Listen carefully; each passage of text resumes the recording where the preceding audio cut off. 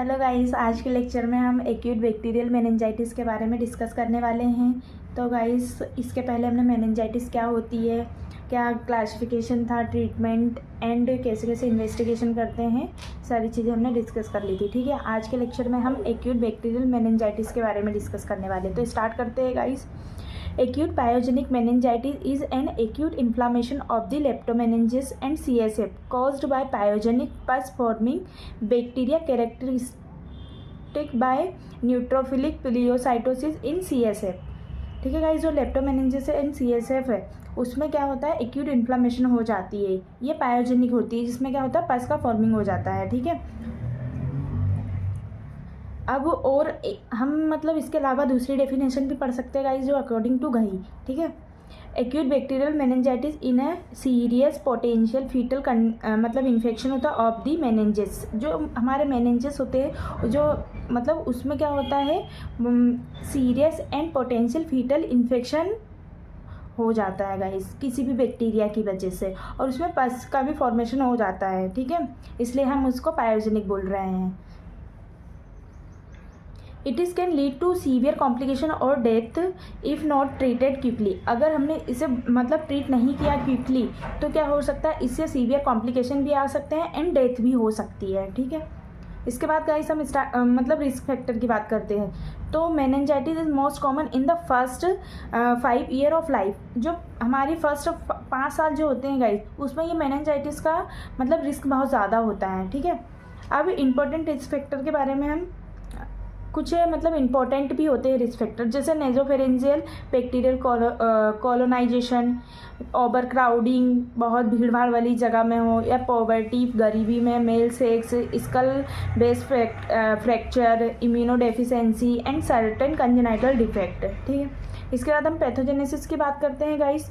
तो पैथोजेनेसिस में क्या होता है गाइस कि जो bacteria enter the blood stream में बैक्टीरिया इंटर करता है तो उसे हम बैक्टीरीमिया बोलते हैं। ठीक है, उसके बाद ये क्या करता है, दे लेडजिंग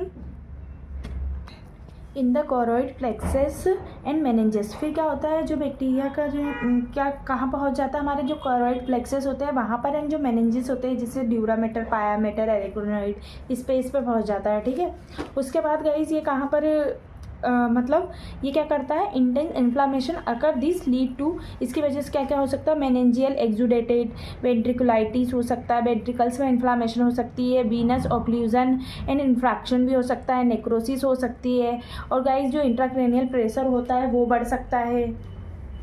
ठीक है, अब इटियोलॉजी की बात करते हैं गाइस। तो इटियोलॉजी क्या होता है, the causative organism vary with age, उसके एज के अकॉर्डिंग वेरी करता है। ठीक है, तो हम उसके एज अकॉर्डिंग देख लेते हैं कौन कौन से कॉजेटिव ऑर्गेनिज्म होते हैं। तो guys, first 2 month of life में क्या होता है, gram negative bacteria and staphylococcus Orius, GBS मतलब जो गाइस जो होता है ना बीटा हेमोलाइटिक स्टेप्टोकोकस, वो हो सकता है, एंड लिस्टेरिया मोनोसाइटोजिनस।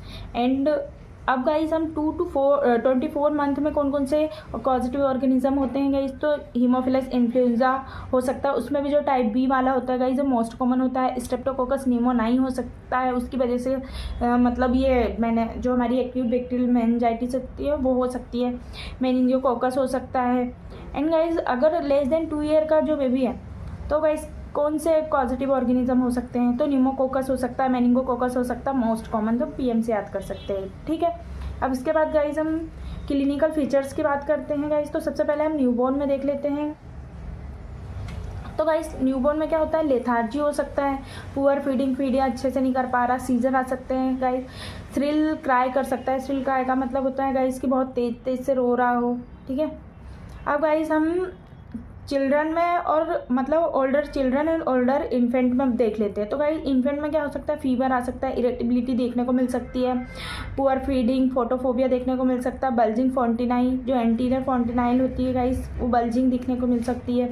अब जो चिल्ड्रन होते हैं ओल्डर चिल्ड्रन, इसमें क्या क्या क्लिनिकल फीचर देखने को मिल सकते हैं गाइस। तो इसमें क्या होता है, हाई फीवर आ सकता है गाइस, सीवियर हेडेक हो सकता है, वॉमिटिंग हो सकती है, फोटोफोबिया हो सकता है, नेक स्टिफनेस, ये मोस्ट कॉमन साइन होता है गाइस जो मेनिंगोकोकस होता है उसका, और कन्वल्सन्स आ सकते हैं गाइस, कोमा भी हो सकता है। ठीक है, अब इसके बाद गाइस हम बात कर लेते हैं कि raised intracranial pressure sign include और कहाँ कहाँ हमें इंट्राक्रैनियल प्रेशर मतलब बढ़ा हुआ मिल सकता है। तो एबनॉर्मल पोस्टिंग की वजह से इंट्राक्रैनियल प्रेशर मतलब बढ़ा हुआ दिख सकता है, ब्रेडिकार्डिया की वजह से, ठीक है, bulging fontanelle, breathing abnormalities and third और सिक्स क्रेनियल पाल्सी होती है तब भी देखने को मिलता है गाइस, एंड हाइपरटेंशन के कारण भी हमें रेज्ड इंट्राक्रैनियल प्रेशर मिलता है, ठीक है।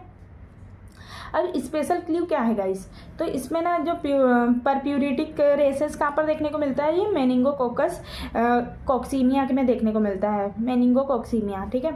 और लुक फॉर सेप्टिक फोकस भी देखना है हमें। अब इसकी डीडी क्या हो सकती है गाइस, तो डीडी में हम देख लेते हैं guys, viral and tuberculous meningoencephalitis हो सकती है गाइस, ठीक है। डीडी मतलब डिफरेंशियल डायग्नोसिस होता है, ठीक है गाइस।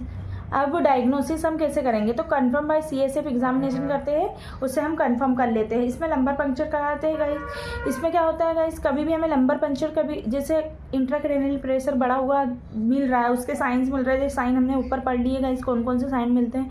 तो इसमें अगर हमें मिल रहा है तो हमें कभी भी डू लंबर पंचर नहीं कराना है। क्यों नहीं कराना है गाइस, क्योंकि उससे क्या होता है कि रिस्क ऑफ ब्रेन हर्निएशन का रिस्क बढ़ जाता है, ठीक है। अब सीएसएफ फाइंडिंग हमने करी गाइस इन बैक्टीरियल मेनिंजाइटिस में, तो हमें क्या क्या देखने को मिलेगा, तो इसमें इंट्राक्रैनियल प्रेशर इंक्रीज मिल सकता है, raised intracranial pressure, turbid and cloudy fluid मिल सकता है guys, and very high WBC मिलेगी। हाई जो डब्ल्यूबीसी है उसमें बहुत ज़्यादा मतलब बहुत ज़्यादा मिलेंगे डब्ल्यूबीसी देखने को हमें, और मेनली जो न्यूट्रोफिल्स होते हैं वो मिलते हैं, ठीक है। एंड हमारी जो प्रोटीन की वैल्यू होती है वो भी इंक्रीज हो जाती है, एंड जो शुगर होता है वो लो होता है, लो शुगर देखने को मिलता है guys. And gram stain culture कराते हैं, हेल्प आइडेंटिफाई बैक्टीरिया। हम ग्राम स्टेन इसलिए करा रहे हैं गाइस और कल्चर इसलिए करा रहे हैं ताकि हमें पता चल सके, हम आइडेंटिफाई कर सकते हैं कि कौन से बैक्टीरिया की वजह से हमें एक्यूट बैक्टीरियल मेनिंजाइटिस देखने को मिल रही है, ठीक है।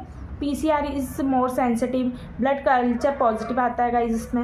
अब इमेजिंग में क्या क्या देखने को मिल सकता है गाइस, ये नॉर्मल भी दिख सकती है, may be normal and show क्या क्या शो करेगा, मेनिंजियल इन्हांसमेंट शो कर सकता है, सब ड्यूरल इफ्यूजन देखने को मिल सकता है गाइस, एम्फाइसीमा देखने को मिल सकता है, एंड जो ब्रेन एब्सेस होता है ना गाइस, ब्रेन में एब्सेस देखने को मिल सकता है, मतलब वहाँ पर पस का फॉर्मेशन हो गया है तो ब्रेन एब्सेस हो गया। हाइड्रोसेफेलस सीएसएफ लेवल का जो फ्लूइड होता है गाइस वो बहुत ज़्यादा बढ़ जाता है, उसकी वजह से हाइड्रोसेफेलस भी देखने को मिल सकता है, इन्फेक्ट देखने को मिल सकता है, ठीक है। अब गाइस कॉम्प्लिकेशन क्या क्या आ सकते हैं इसकी वजह से, तो हेयरिंग लॉस हो सकता है गाइस, या फिर एपिलेप्सी भी आ सकती है, ठीक है, न्यूरोलॉजिकल डेफिशिएंसी भी हो सकते हैं। अब गाइस इसका ट्रीटमेंट हम कैसे करेंगे, तो ट्रीटमेंट की बात करते हैं गाइस, तो ट्रीटमेंट हम स्टार्ट आईवी थर्ड जनरेशन की जो सेफेलोस्पोरिन है गाइस उसे इमीडिएटली हमें स्टार्ट करना है, ठीक है। 8 vancomycin if no improvement after 48 to 72 hours. हमने जैसे ही मतलब एंटीबायोटिक दी सेफेलोस्पोरिन, हमें 48 to 72 आवर वेट करना है, अगर कोई भी इंप्रूवमेंट हमें नहीं दिखती है तो हमें उसे वेंकोमाइसिन देना है, ठीक है। अब ड्यूरेशन हम कितने टाइम तक देंगे गाइस, तो 3 वीक्स इन न्यूनेट्स अगर है तो उसे हम 3 वीक के लिए देंगे, एंड अगर ओल्डर चिल्ड्रन है तो हमें 7 to 10 डेज के लिए देना है, ठीक है। हम डेक्सामेथासोन भी देंगे guys, is given with first antibiotic dose to prevent hearing loss and neurological damage. हम एंटीबायोटिक के साथ भी दे सकते हैं या उससे पहले भी हम डेक्सामेथासोन जो हमारा स्टेरॉइड है उसे हम पहले भी दे सकते हैं एंड एंटीबायोटिक के साथ भी दे सकते हैं, ठीक है। ये क्या करता है गाइस कि जो हमारा मतलब हेयरिंग लॉस है उसे प्रिवेंट करता है एंड जो न्यूरोलॉजिकल डैमेज हो रहा है उसे प्रिवेंट करेगा, ठीक है। अब गाइस हम इसमें क्या क्या प्रिवेंशन करेंगे, तो गाइस हम प्रिवेंट बाय वैक्सीनेशन अगेंस्ट हम वैक्सीनेशन करा लेंगे गाइस, ताकि हमें किन किन से प्रिवेंट कर सके। जो इन्फ्लुएंजा बी होता है गाइस उससे, न्यूमोकोकस एंड मेनिंगोकोकस से हमें प्रिवेंट कर सके, ठीक है।